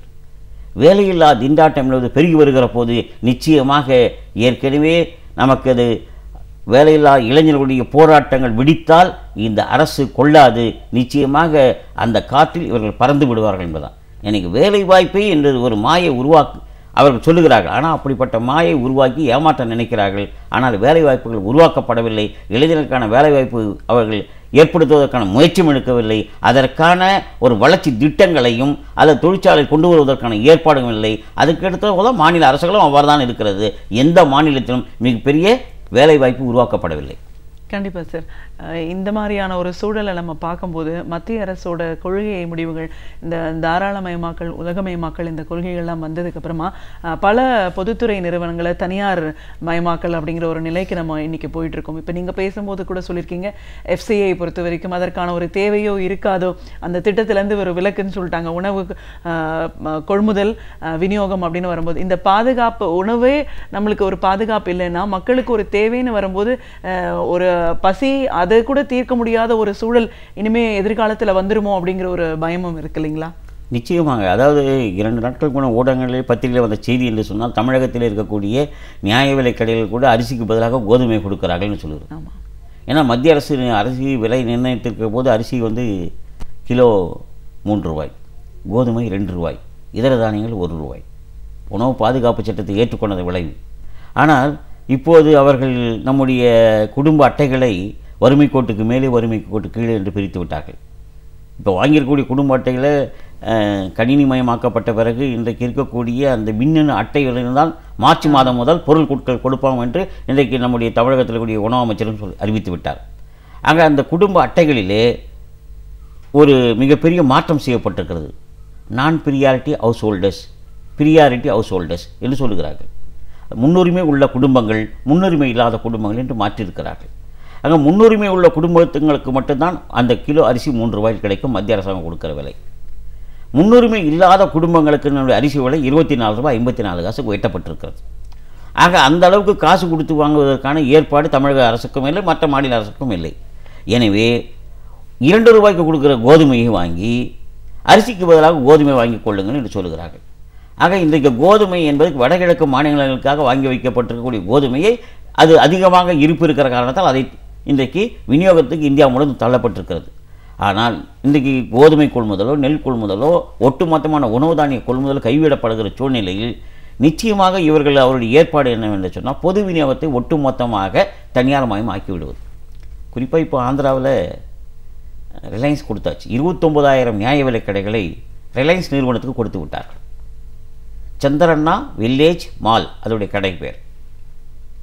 அவர்களுக்கு ஒரு கிராமத்தில் ஒரு 500 சதுர அடி இடம் கிடைத்தால் கூட அவர்கள் நன்றாக அது கலர் பெயிண்ட் அடித்து அதுக்கடுத்து ஏசி வைத்து எல்லாம் கிராம மக்களை அதை ஈர்ப்பதற்கான வசதி செய்து கொடுத்து பொருட்களை குறைந்த விலையிலே முதலில் கொடுத்து பின்னால் அதிகமான விலைக்கு விற்கக்கூடிய அந்த தந்திரத்தை அவர்கள் கடைபிடிப்பார்கள்.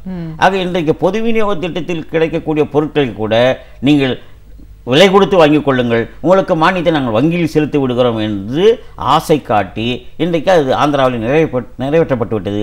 அதே போன்று தமிழகமும் வரும். இன்றைக்கு மத்திய அரசாங்கத்திற்கு அடிபணியக்கூடிய அரசாங்கத்தால் மாநில சர்க்காரும் இருக்கிறது. மத்திய அரசு என்ன சொல்லுகிறதோ அதை அவ்வளவு நிறைவேற்றக்கூடியவர்களால் இன்றைக்கு மாநில சர்க்கார். ஆக ஒட்டுமொத்தமான உணவு தானியத்தை கொள்முதலை கைவிட்டு இன்றைக்கு விவசாயத்தையும் சீரழித்து உணவு சந்தையை இன்றைக்கு பன்னாட்டு நிறுவனங்களுக்கு அளிப்பதற்கான ஒரு ஏற்பாடாகத்தான் இன்றைக்கு இந்த மானிய வெட்டுக்கள், அதே போன்று விவசாயத்திற்கு அவர்கள் கொடுக்கக்கூடிய சலுகைகள் அது பன்னாட்டு நிறுவனங்களுக்கு சேரும். ஆனால் ஒட்டுமொத்தமான உணவு பாதுகாப்பு என்பது மிகப்பெரிய கேள்விக்குறியாக மாறும். இந்தியாவில் நிச்சயமாக ஒரு உணவு பஞ்சம் ஏற்படும் என்பதுதான் என்னுடைய தாழ்மையான கருத்து. தமிழ்நாடு கூட்டுறவு ஊழியர்கள் சம்மேளனத்தின் மாநில பொதுச் செயலாளர் அப்படிங்கிற முறையில் இன்னைக்கு இந்த நிதிநிலை அறிக்கை வெளிவந்திருக்கக்கூடிய இந்த ஒரு சூழலில் இதில் சொல்லப்பட்ட பல விஷயங்கள் நாட்டோட வளர்ச்சிக்கு, அதுவும் குறிப்பிட்டு சொன்னோம்னா வேளாண் துறை சார்ந்த வளர்ச்சிக்கான பல விஷயங்கள் இந்த நிதிநிலை அறிக்கையில் சொல்லப்பட்டிருக்கு அப்படின்னு சொல்கிற ஒரு சூழலில் உண்மையிலேயே இது எப்படிப்பட்ட ஒரு பட்ஜெட், ஒரு வெற்று பட்ஜெட், இது எந்த மாதிரியான ஒரு திட்டங்களும் இல்லை அப்படின்ற ஒரு கருத்தை நீங்கள் தெரிவிச்சிருக்கீங்க. அதுவும் உணவு பாதுகாப்பு திட்டம் அப்படின்னு வரும்போது இதன் மூலமா நமக்கு கொள்முதல், அதற்கான விநியோகம் இதெல்லாம் தடைபடும், இல்லைன்னா எதிர்காலத்துல ஒரு பசி பஞ்சம் வரக்கூடிய ஒரு சூழலை ஏற்படுத்திடுமோ அப்படின்ற ஒரு பயத்தையும் இது ஏற்படுத்தியிருக்கு இந்த பட்ஜெட்னு சொல்லியிருக்கீங்க. இன்னைக்கு இந்த மாதிரியான ஒரு நிலைக்கு போகிறதுக்கான காரணத்துக்கு மாநில அரசாங்கமும் துணை போயிருக்கிற இந்த ஒரு சூழல்ல இந்த எதிர்பார்ப்புகளை தாண்டி என்ன மாதிரியான ஒரு மாற்றம் வரும் அப்படிங்கறத ஒரு எதிர்நோக்கி தான் நம்ம எல்லாரும் இன்னைக்கு இருந்துட்டு இருக்கோம். உங்களோட அனுபவங்கள் சார்ந்த பல விஷயங்களை எங்களோட நீங்க பகிர்ந்ததுக்கு நன்றி. பல்கலைக்கழகங்களில் இருக்கும் நூல்களை படித்து நாம் அறிந்து கொள்ள வேண்டிய பல அரிய தகவல்களை நமக்காக ஒவ்வொரு நாளுமே அழகிய தமிழில் தொகுத்து இனிமையாக வழங்கி கொண்டிருக்கிறார் பேராசிரியர் சுபவீரபாண்டியன் அவர்கள். இன்றைக்கு என்ன தகவல்களை நமக்காக கொண்டு வந்திருக்கிறார் என்பதை கவனிக்கலாம். நிகழ்ச்சியில் அடுத்த பகுதியாக வரவேற்பது ஒன்றே சொல் நன்றே சொல்.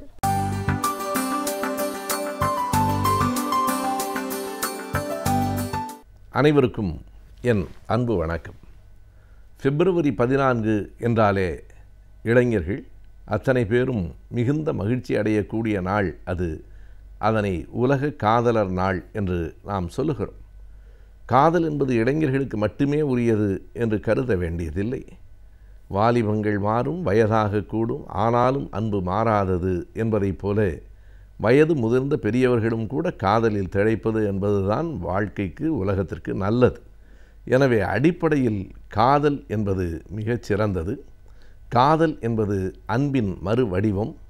காதல் என்பது எதிர்பார்ப்பு இல்லாதது. காதல் என்பது ஏற்றத்தாழ்வுகளை ஏற்காதது.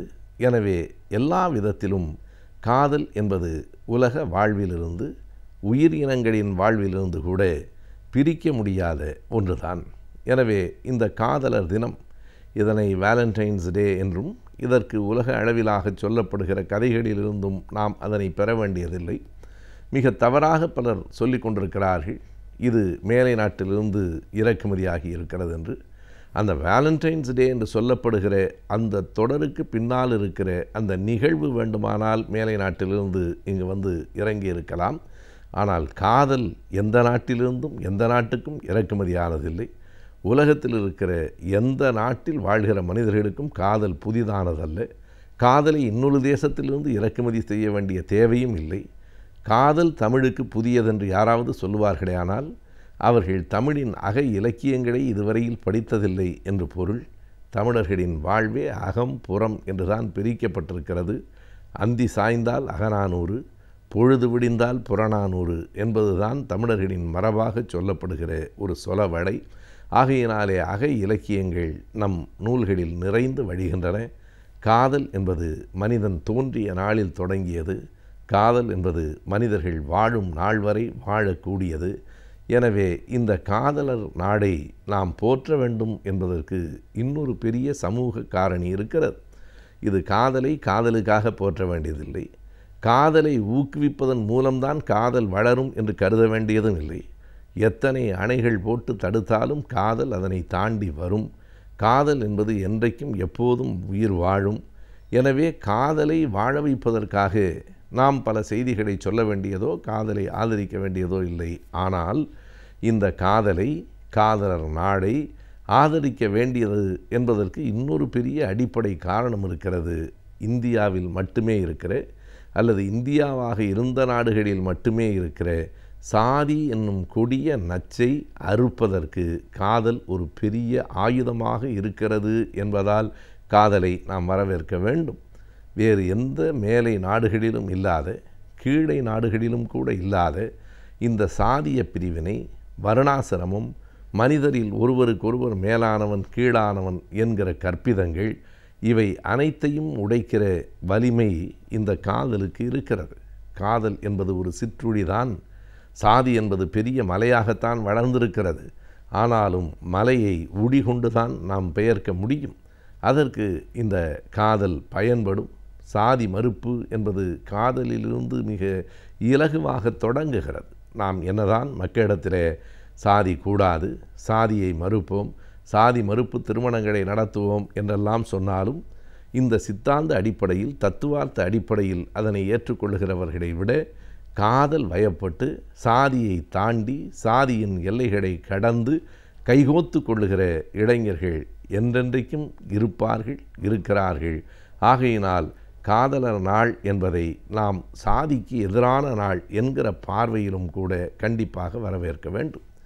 ஆனால் காதலர் நாளை பலர் எதிர்க்கிறார்களே, பலர் அதனை ஒரு இயக்கமாகவே நடத்துகிறார்களே என்றால் கண்டிப்பாக நடத்தத்தான் செய்வார்கள். சாதியை எதிர்க்க வேண்டும் என்று கருதுகிற நாம் அத்தனை பேரும் காதலை வரவேற்கிற போது, சாதி இருக்க வேண்டும் என்று இருக்கிறவர்கள் காதலை எதிர்ப்பது இயற்கையானது தானே.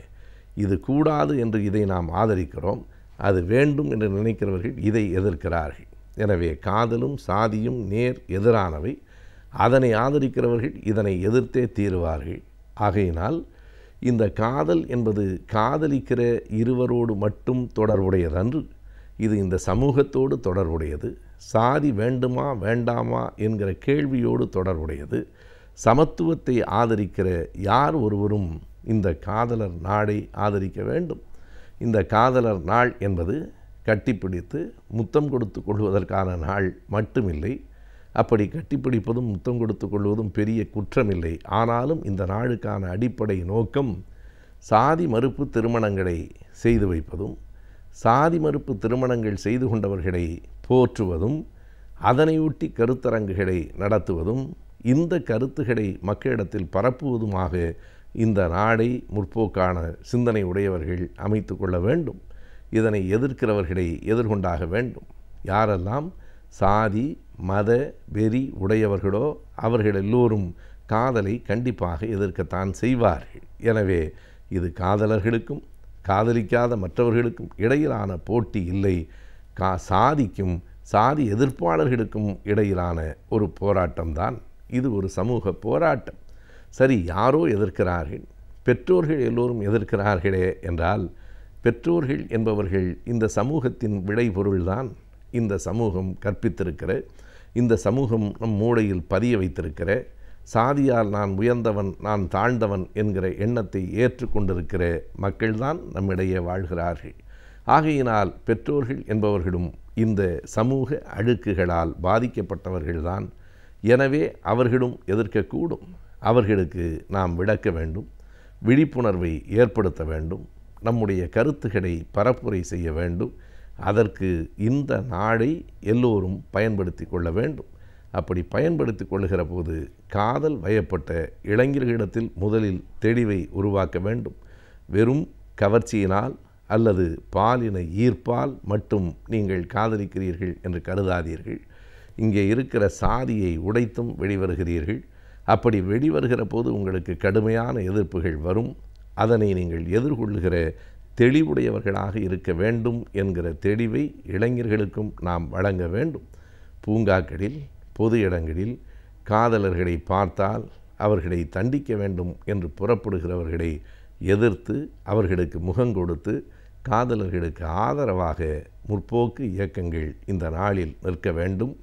இது மகிழ்ச்சியான நாள், ஆனால் ஒரு விதத்தில் போராட்டமான நாளாக மாற்றப்படுகிறது, திட்டமிட்டு மாற்றப்படுகிறது.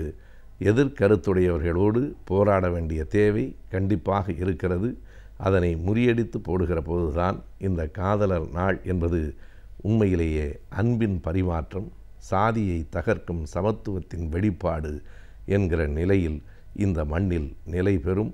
காதலர் நாளை போற்றுவோம், காதலை போற்றுவோம், சாதியை தகர்ப்போம். அறிவியலின் வளர்ச்சி தொழில்நுட்பத்தின் முன்னேற்றத்தை வைத்துதான் ஒரு நாட்டின் பொருளாதாரம் அமைகிறது. அந்த வகையில் அறிவியலின் முன்னேற்றத்தை பற்றியும் தொழில்நுட்பத்தின் வளர்ச்சியை பற்றியும் ஒவ்வொரு வாரமும் இந்த பகுதியின் மூலமாக நாம் அறிந்து வருகிறோம். இன்றைக்கும் சில தகவல்களை தெரிந்து கொள்ளலாம். நிகழ்ச்சியில் அடுத்த பகுதியாக வரவிருப்பது ஆலோசனை நேரத்தில் அறிவியல் மற்றும் தொழில்நுட்பம்.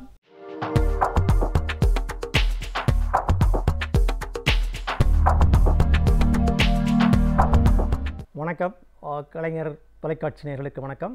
இன்றைய ஆலோசனை நேரத்தில் நம்ம பார்க்க போகிறது மிஷின் லேர்னிங். கம்ப்யூட்டர் டெக்னாலஜியில் ஒருடைய பரிணாம வளர்ச்சியை பார்க்க போனீங்கன்னா, ஒரு காலத்தில் மெயின் ஃப்ரேம் ரொம்ப பேசப்பட்ட ஒன்று. அப்புறம் அதிலேருந்து பர்சனல் கம்ப்யூட்டருக்கு மாறுறோம். அப்புறம் க்ளவுடுன்னு அதை பற்றி பேச ஆரம்பித்தோம்.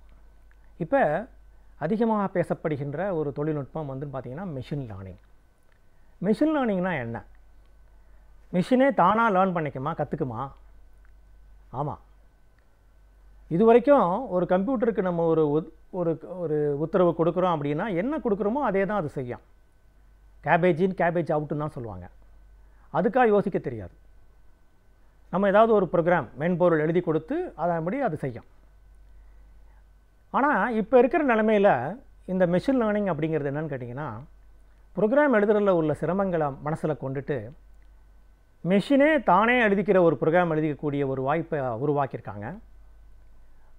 மெஷினே தானே என்ன பண்ணிக்கும், ஒரு பேட்டர்ன், என்ன நடந்த நிகழ்வுகளினுடைய பேட்டர்னை கொண்டுட்டு அதுக்கு ஏற்ற மாதிரி ஒரு முடிவை கொண்டு வந்து கொடுக்கறது தான் மிஷின் லேர்னிங். அதாவது ஆட்டோமேட்டிங் த ஆட்டோமேஷன் அப்படின்னு சொல்லுவாங்க. தானியங்கியாக செய்யக்கூடியதை தானாகவே செய்யக்கூடிய அளவுக்கு கொண்டு வர்றது. ப்ரோக்ராம் அல்லது மென்பொருள் எழுதுறதுல ஏகப்பட்ட சிக்கல்கள். புதுசாக மொழிகள் லாங்குவேஜெல்லாம் வர ஆரம்பிச்சதுக்கப்புறம் சி எழுதணும், சி ப்ளஸ் எழுதணும், சி ப்ளஸ் எழுதணும், .NET எழுதணும், ஜாவா எழுதணும் அப்படின்னு ஒவ்வொரு புது மொழிகளில் இதை எழுதிட்டே இருக்கிறதுல அது தகுதிகளில் ஆட்கள் கிடைக்கிறது கஷ்டம். லாஜிக் மைண்ட் உள்ளது கஷ்டம். அதனால் இப்போ என்ன ஆயிடுச்சுன்னா, இந்த ப்ரோக்ராம் எழுதி கம்ப்யூட்டரை ஆப்ரேட் பண்ணுறதை விட இந்த மெஷின் லேர்னிங் மெத்தடில் கம்ப்யூட்டரே தானே தனக்குடைய சொல்யூஷனை அல்லது முடிவுகளை தெரிஞ்சு வச்சுக்கக்கூடிய ஒரு வாய்ப்பு தான் இந்த மெஷின் லேர்னிங். ஆக போகிற பக்கத்தில் இன்றைக்கி வந்து மெஷின் லேர்னிங்கிறது ஒரு பெரிய புதிய அத்தியாயத்தை உருவாக்கக்கூடிய ஒரு நிகழ்வு. பில்கேட்ஸ் என்ன சொல்கிறாருன்னா, மைக்ரோசாஃப்டுடைய நிறுவனர் பில்கேட்ஸு வருங்காலத்தில் இதனுடைய தாக்கம் ரொம்ப அதிகமாக இருக்கும். ஒரு பிரேக் த்ரூ ஏற்பட்டுச்சுன்னா, அதாவது ஒரு திருப்பு முனை இந்த துறையில் மெஷின் லேர்னிங் துறையில் ஏற்பட்டுச்சு அப்படின்னா 10க்கும் மேற்பட்ட மைக்ரோசாஃப்ட் நிறுவனங்கள் உருவாக்க முடியும் அப்படிங்கிறார். கூகுள் ஏற்கனவே சொல்லிடுச்சு, இனிமேல் எதிர்காலம் மிஷின் லேர்னிங் தான்.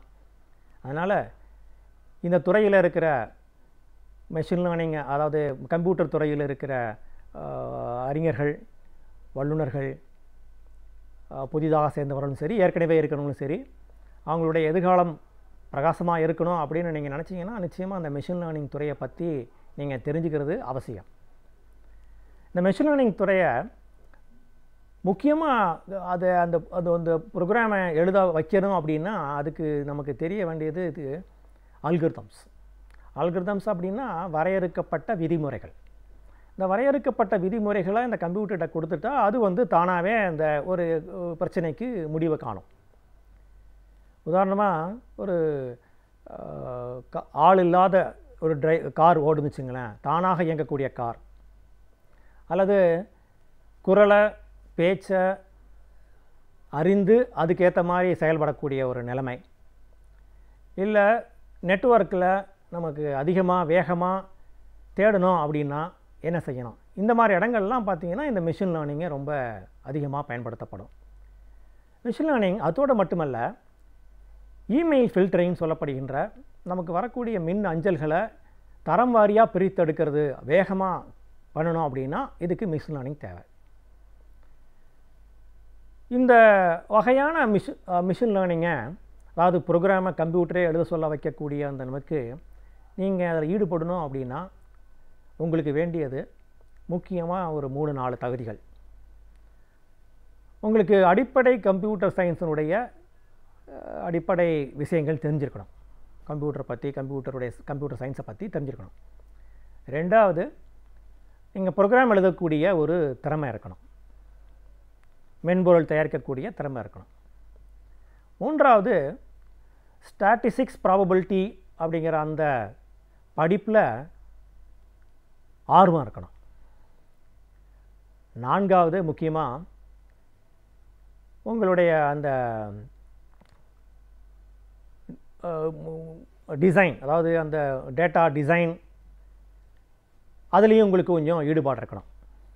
எல்லாத்தோடையும் முக்கியமாக இந்த அல்கரிதம்ஸ், நான் சொன்ன விதி முறைகள் இருக்குங்களா, இந்த அல்கரிதம் தெரிஞ்சிருக்கணும்.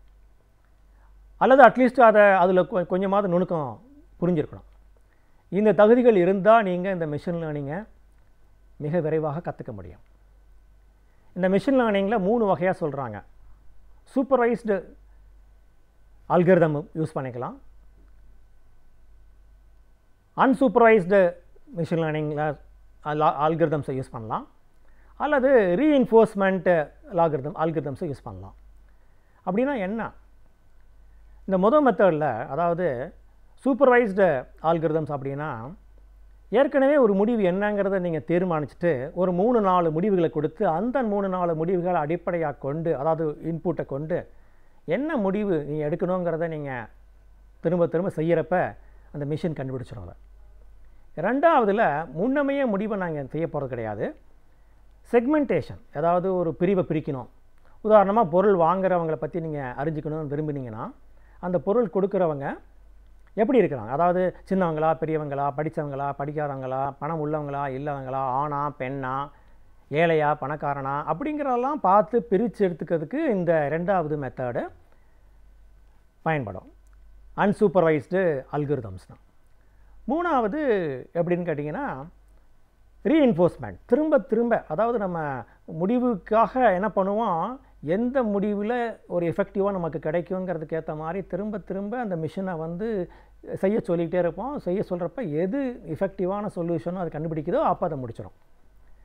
இந்த மெஷின் லேர்னிங் வரக்கூடிய காலங்களில் குறிப்பாக வெப் லேர்னிங், வெப் சர்ச்சில் ரொம்ப அதிகமாக பயன்படுத்தப்படும்.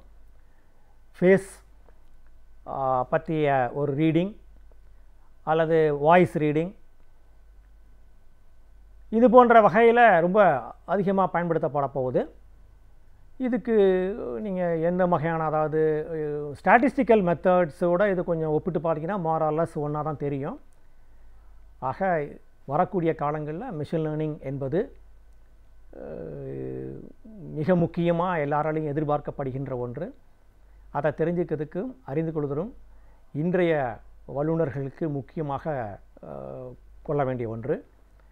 இந்த பயணத்தை நோக்கி நீங்கள் போனீங்க அப்படின்னா, நான் ஏற்கனவே சொன்ன சில 4 தகுதிகள், ஒரு கம்ப்யூட்டர் பேசிக் நாலேஜு, ஸ்டாட்டிஸ்டிக் ப்ராபபிலிட்டி பற்றிய அறிவு, ப்ரோக்ராம் எழுதக்கூடிய திறமை, அப்புறம் அல்கரிதம் இம்ப்ளிமெண்ட் பண்ணக்கூடிய நுணுக்கம், இவைகள்லாம் இருந்ததுன்னா இந்த மிஷின் லேர்னிங் உங்களுடைய விரல் நுனியில், மிஷின் லேர்னிங் உங்களுடைய விரல் நுனியில் வந்துருச்சு அப்படின்னா உலகம் உங்கள் கையில். இனிமேற்கொண்டு நீங்கள் இந்த மிஷின் லேர்னிங் துறையை அணுகி உங்களுடைய அறிவை வளர்த்துக்கொள்ளணுங்கிறது தான் எங்களுடைய நோக்கம். வணக்கம். நம் சுற்றுச்சூழல் தூய்மையாக இருந்தால்தான் நம்முடைய சமூகம் சிறப்பாக அமையும். சுற்றுச்சூழலை எவ்வாறு தூய்மையாக பாதுகாக்கலாம், மாசுபடாமல் காத்துக்கொள்ளலாம் என்பதை பற்றி ஒவ்வொரு வாரமும் நம்மிடையே பேசி வருகிறார் டாக்டர் வின்சென்ட் அவர்கள். இன்றைக்கு என்ன பயனுள்ள தகவல்களை நமக்காக கொண்டு வந்திருக்கிறார் என்பதை கவனிக்கலாம். நிகழ்ச்சியில் நிறைவு பகுதியாக வரவேற்பது சுற்றுச்சூழல்.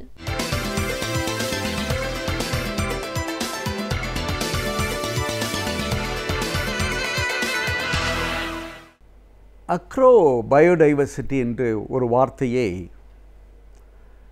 நாம் பல இடங்களில் கேட்கக்கூடிய வாய்ப்பு நமக்கு இருக்கிறது.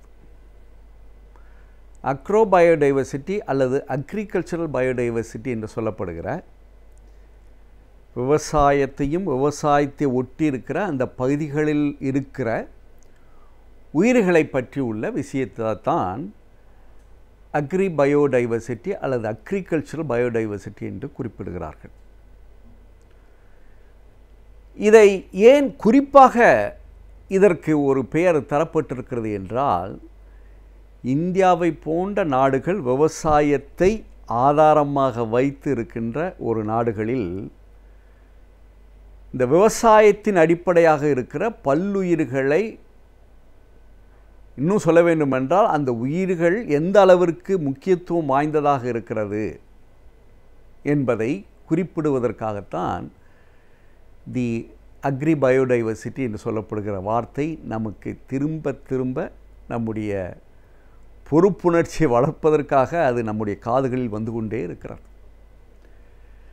நம்ம 1000 முயற்சிகள் செய்து தொழில் புரட்சி செய்தால் கூட இந்த விவசாய கட்டமைப்பு என்று சொல்லப்படுகிற தி அக்ரி பயோடைவர்சிட்டி என்று சொல்லப்படுகிற அந்த உயிர்த்தன்மையை இந்தியாவை போன்ற நாடுகள் தக்க வைத்து கொள்ள வேண்டும். ஏனென்றால் ஒரு முறை அது இந்த சுற்றுச்சூழலிலிருந்து அகற்றிவிட்டால் மீண்டும் பெறுவதற்கு பல 100 ஆண்டுகள் ஆகும் என்ற ஒரு நிதர்சனமான உண்மையை நாம் என்னைக்கு ஏற்றுக்கொள்கிறோமோ அப்பொழுது நம் நாட்டினுடைய அந்த தன்மையை பாதுகாக்கக்கூடிய ஒரு முயற்சியில் நாம் ஈடுபடுவோம்.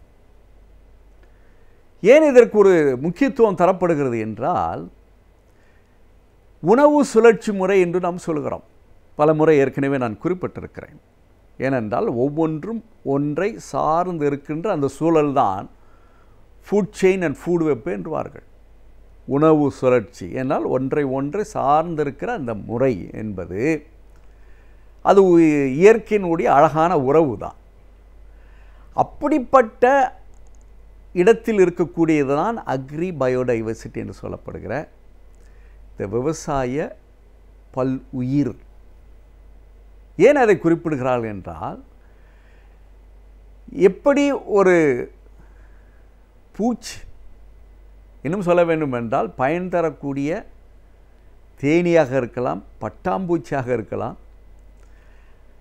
அவை இருக்கிற பொழுது அங்கே ஏற்படுகிற அந்த மகரந்த சேர்க்கை என்று சொல்கிறோமே, விவசாய உற்பத்திக்கு தன்னிறைவுக்கு மிகவும் முக்கியமாக இருப்பது அந்த மகரந்த சேர்க்கை. ஏனென்றால் ஒரு மலர்களிலிருந்து இன்னொரு மலருக்கு அந்த மகரந்தத்தை எடுத்து செல்லக்கூடிய இந்த பூச்சிகள் இருந்தால்தான் அந்த அக்ரி பயோடைவர்சிட்டி என்று சொல்லப்படுகிற அந்த நிலைநிறுத்தம் இருந்தால்தான் விவசாய உற்பத்தி அதிகமாகும். ஏனென்றால் அவ்வாறு அந்த விவசாய உற்பத்தியை அதிகமாக உருவாக்க வேண்டும் என்பதற்காக தான் இது போன்ற பயனுள்ள பூச்சிகள், தேனீக்களை போன்றும் வண்ணத்து பூச்சிகள் போன்றும் அவை ஒரு மலரிலிருந்து தேனை எடுக்கிற பொழுது அதனுடைய உடம்பில் ஒட்டிக்கொண்டுகிற அந்த மகரந்தம் இன்னொரு செடிக்கு செல்கிற பொழுது ஏற்படுகிற அந்த மகரந்த சேர்க்கை, இன்னும் ஆங்கிலத்தில் சொல்ல வேண்டும் என்றால் கிராஸ் பாலினேஷன் என்று சொல்லப்படுகிற அந்த மகரந்த சேர்க்கையின் காரணமாகத்தான் நம்முடைய உணவு உற்பத்தியில், இன்னும் விவசாய உற்பத்தியில் நாம் தன்னிறைவு பெற்று கொண்டிருக்கிறோம் என்பதை நாம் மறந்துவிடக்கூடாது.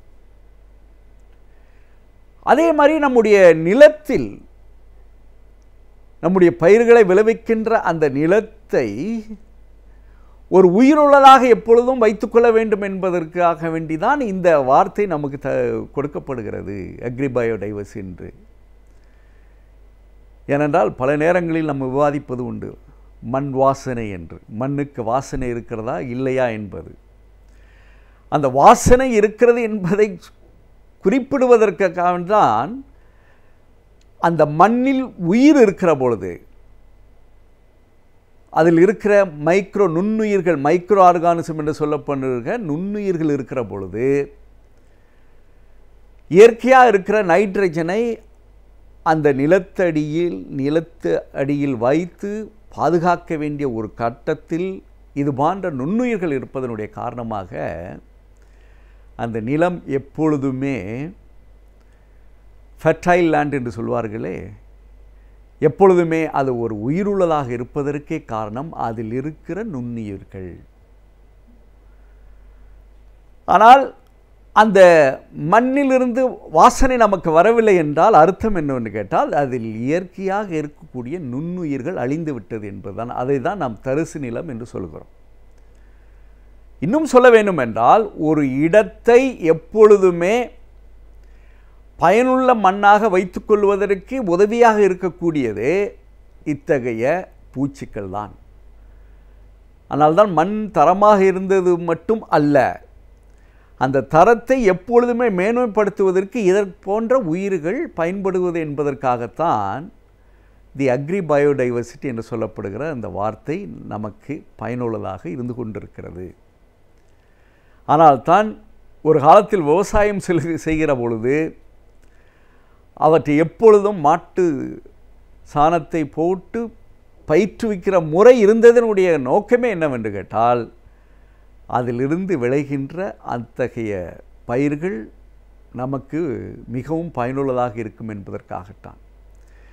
ஆனால் இடையில் ஏற்பட்டிருக்கிற மாற்றம் என்னவென்று கேட்டால் அவ்வாறு இயற்கையோடு இணைந்திருக்கிற அந்த உயிர்களால் ஏற்படுகிற அந்த நல்ல நன்மையை செயற்கை உரத்தால் அவற்றை அழித்து அதிலிருந்து விளைவிக்கின்ற பயிர்களில் சத்து இல்லை என்று சொல்லக்கூடிய அளவிற்கு அது மாறி இருக்கிறது. ஆனால்தான் அதை விஞ்ஞானபூர்வமாக அந்த வார்த்தையை நான் சொல்ல வேண்டும் என்றால், இன்றைக்கி ஆராய்ச்சிகள் பயோ ஃபோர்ட்டிஃபிகேஷன் என்று சொல்லப்படுகிறார், அதாவது சத்தை ஏற்றி பயிர்களை உருவாக்குகிற ஒரு சூழலுக்கு நாம் தள்ளப்பட்டிருக்கிறோம். அல்லது நாம் கிடைக்கின்ற ஒவ்வொரு பொருளுமே நமக்கு சத்தானது.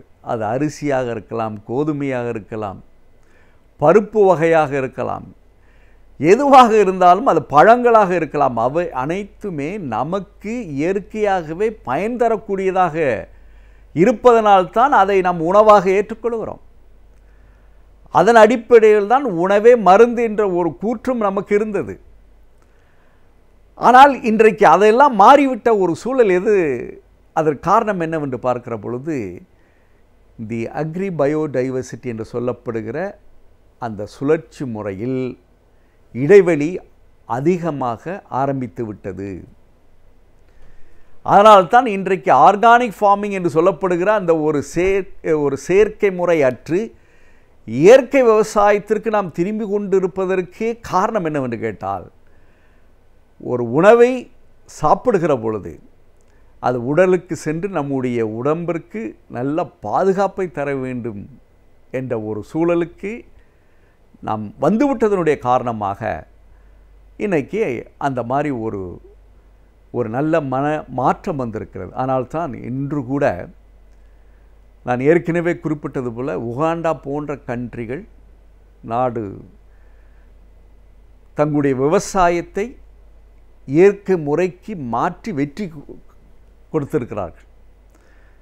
அதையெல்லாம் பார்த்து நாம் பாடம் கற்றுக்கொண்டு நம்முடைய உணவை மருந்தாக ஆக்கிக்கொள்ளவில்லை என்றால் நாம் எப்பொழுதுமே பல நோய்களுக்கு மருந்தை வாங்கி சாப்பிட்டு கொள்ள வேண்டிய ஒரு காலகட்டம் உருவாகிவிடும் என்ற ஒரு எச்சரிக்கையை கொடுப்பதற்காகத்தான் இன்றைக்கு இதனுடைய முக்கியத்துவம் புரிந்திருக்கிறது.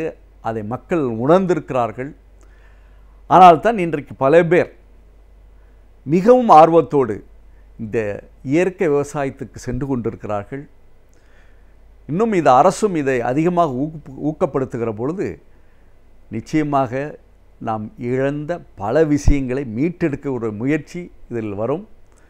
அதன் மூலம் தி அக்ரி பயோடைவர்சிட்டி என்று சொல்லப்படுகிற அந்த விவசாயத்தை ஒட்டியிருக்கிற ஒவ்வொரு உயிர்களும் தங்களுடைய இடத்தில் நிறைத்துக்கூடிய ஒரு சூழலை உருவாக்குகிற பொழுது நாம் ஒரு இலையாக இருந்தாலும் சரி, தழையாக இருந்தாலும் சரி, காய்கறிகளாக இருந்தாலும் சரி, அதை சாப்பிடுகிற பயன் நமக்கு உறுதியாக வந்து சேர்ந்துவிடும்.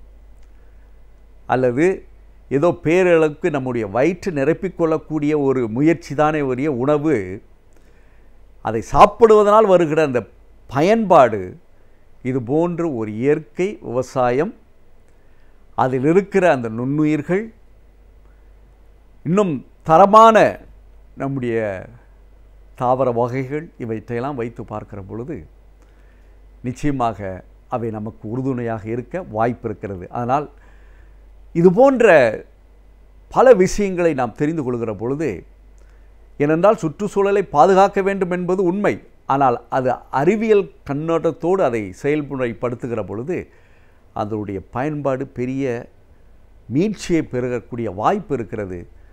அதன் மூலம் நம்முடைய விவசாயத்தையும் நம்முடைய விவசாயிகளையும் நம்முடைய மக்களையும் பாதுகாக்கக்கூடிய ஒரு வாய்ப்பு இந்த இயற்கைக்கு இருக்கிறது என்பதை நாம் புரிந்து கொள்ள வேண்டும்.